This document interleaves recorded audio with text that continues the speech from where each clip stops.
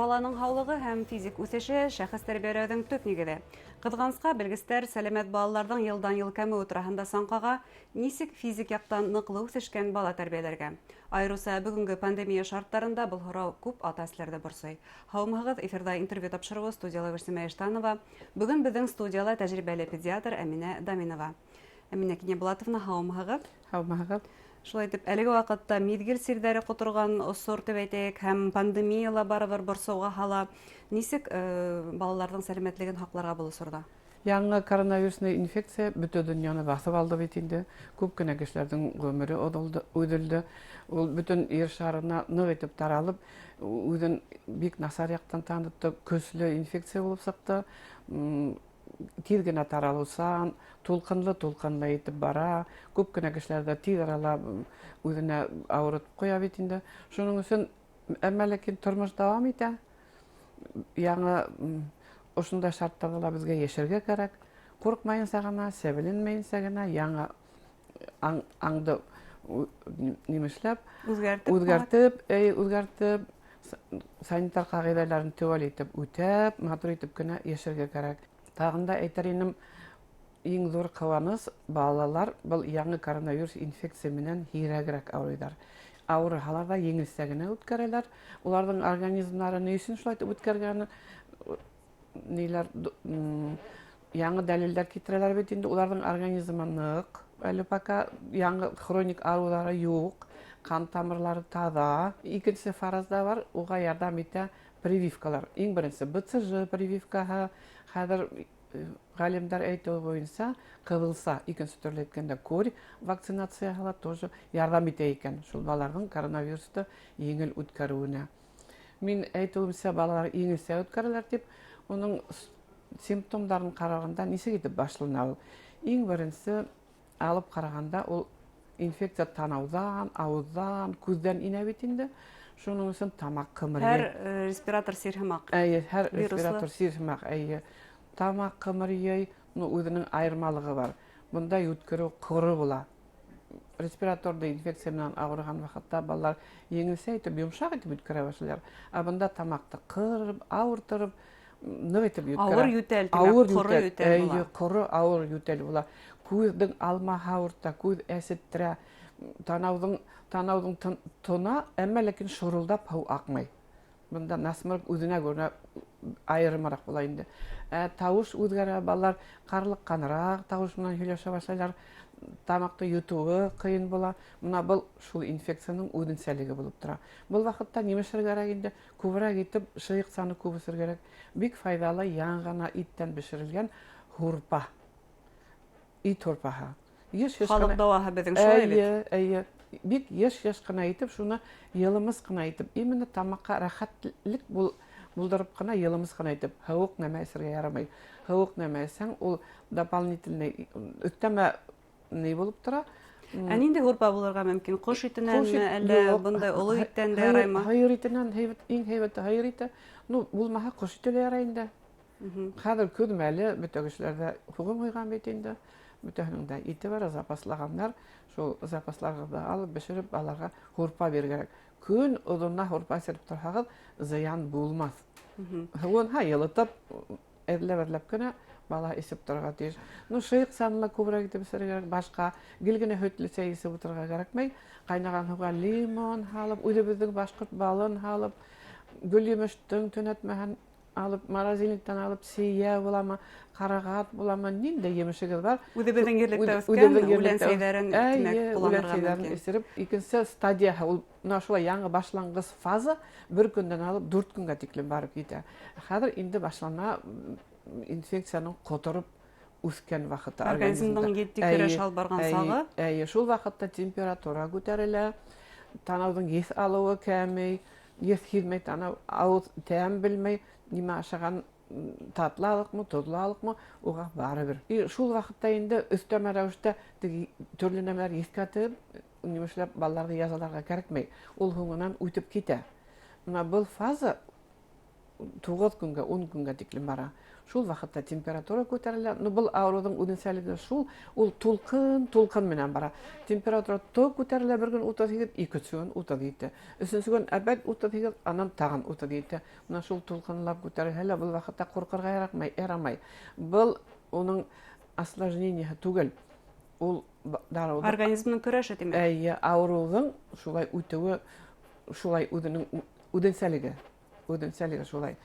Шуннан һуң был вакытта нимәшәр кирәк инде?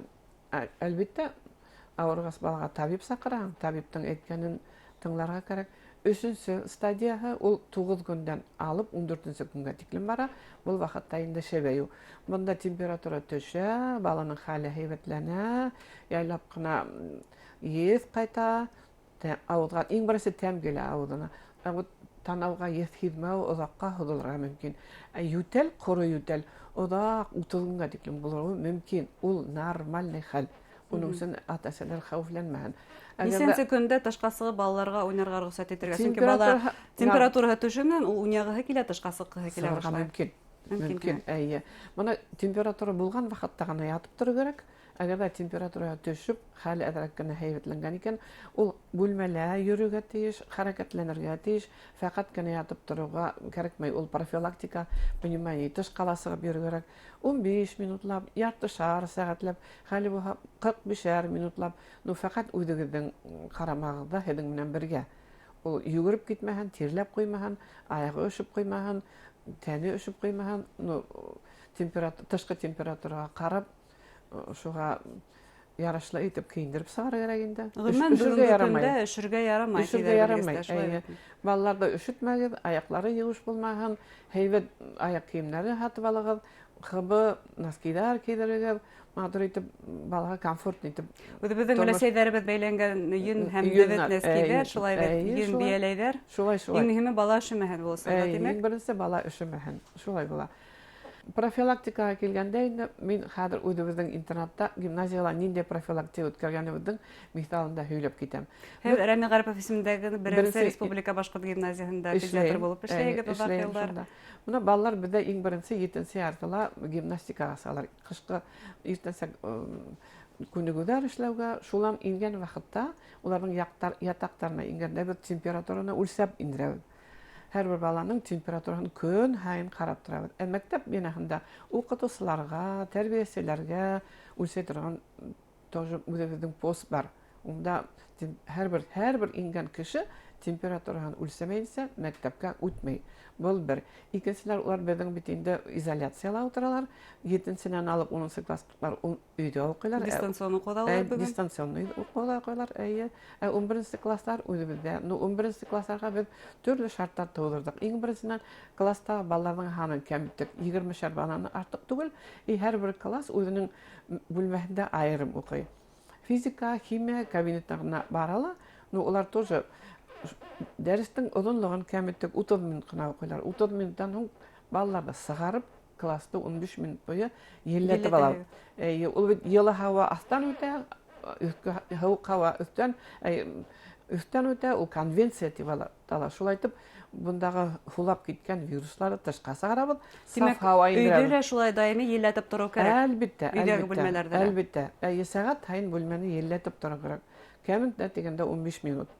Бuna әлеге вакытта балалар дистанцион укуда һәм улардан күбеһе көне буе күзләрен экрандан алмай, бул әлбәттә физик үсешкәлә баланың йогынтыгы, күзенә йогынтыгы, буна бул осракта ничек нинди кәңәшләр бирәсегез? Бик насар күренеш. Ну мин әйтермен компьютердан 45 минут шөгыльләнгәннән 15 минут фақат тәнәфес булырга тиеш.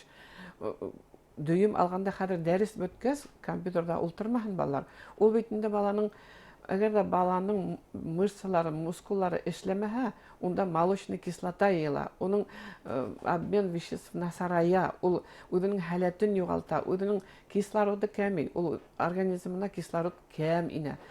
Өйдә утыргас балага бит кислород җитешмәй. Вот шулар һәйбәт булган өчен бала хәрәкәтләнергә тиеш, бала тышта йөрергә тиеш, саф һава алырга тиеш. Тагыла безнең интернатта һәү исе куелган һәйбәт итеп һәр бер баланың кайда яшәйме, кайда укыймы, кайда үтеп китеп бара, бөтә ердә лә күлер менән һәү тора. Балалар көненә 1,5 литр да кәм булмаган һау эсергә тиешләр. Демәк, бұл һәр кемгә кагылышлы Һәр киңәш, кемгә шулай бит? кагылышлы. Ул ни өчен? Тамакты сылатып тору кирәк. Ундагы булган инфекцияны әзрәк кәметеп тору кирәк. Һау менән разбавить итеп инде. Шуннан һуң ул бит инде организмга без һаудан торабыз 2%. Кирәк нәмә? Кышкы көне тем более батареялар эшләй, ягала бит инде өйдә йылы. Бала һау хайыш кына һау. Шуны тәэмин итер өчен дөрес итеп, күп итеп һау сөргәк. Һәм дөрес туклануы да шулай Дөрес мөһим туклануы роль да уйный. шулай, әйе. Интернетта без балаларны 6 тапкыр ашатабыз. Ул иртәнсәк әлбәттә бутка, көндез аш, кискеһен иң һуңынан йоклар алдыннан кефир бирәбез. Буны ата-әсәләрдә өйдә шулай итеп шул кагыйдәләрдә тотыннар ине. Фақат кискелеккә кефир эсеп ятһыннар, төрле йемеш-еләктәр ашаһыннар. Иң мөһиме режим дип әйтәм мин, көн тәртибе. Үзегезнең балаларның көн тәртибен планлаштырып куйгыз. Нисәлә тора, нисә сәгать компьютерда утыра, касан уйнарга сыга, касан саф һавала йөри, касан нинди шөгыль менән шөгыльләнә. Кискен йоклар алдыннан бөтен гаиләгез менән, атагыз да, әсәгез, бөтен булган балаларыгыз яртышар сәгать сыгып, саф һава инеп хулагыз. Шулай итеп инеп йоклаһагыз, йокыгыз тыныс булыр. Тиз генә йоклап китәргә ул сәбәпсе була. Йоклаган вакытта 8 сәгать, 9 сәгать. Балалар шуннан да кәм йокларга тиеш түгелләр. Бәләкәй балалар 10 сәгать. Киске сәгать уннарда ятырга кирәк, йокларга ятырга кирәк. Фақат йоклар алдыннан телефонда, компьютерда утырмаганнар. Ул хатки тыйыла, ул йокларга файда бирмәй. Чөнки ундагы хуретләрне күреп, уларның миендә яркы сагау картиналар дәвам итәләр, ул төрле төш күреп тыныс йоклый алмай. Ошо коронавирус инфекциясынан витамин D эсергә кирәк. Бул таблетка һауда ири торган. Балаларга 500 международный единица дип атала. Көненә 1 таблетка витамин D итә. Ул ошо минең фараз итүем буенча мутлак кирәк хәзерге заманда. Һәр бер балага берәр таблетка иртәнсәк торгаста кайнаган һау итеп, йылымскана итеп, шул таблетканы иретеп эсергә. Күпме нисә көн эсергә кирәк? Кыш беткәнсә Зыяны юк демәк. Зыяны Ялтып юк. алырга кирәкмәйме нисә көн? Юк. Чөнки безнең шарттарда, безнең климатта кояш нуры бик кирәк. Безнең витамин етмәй.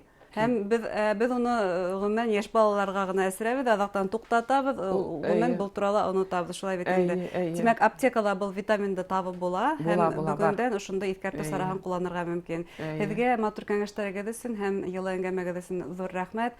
Хөрмәтле тамашачылар, һезгә балалар табибы Әминә Даминова белән әңгәмә тәкъдим иттек. Игътибарыгыз өчен рәхмәт. Һау булыгыз.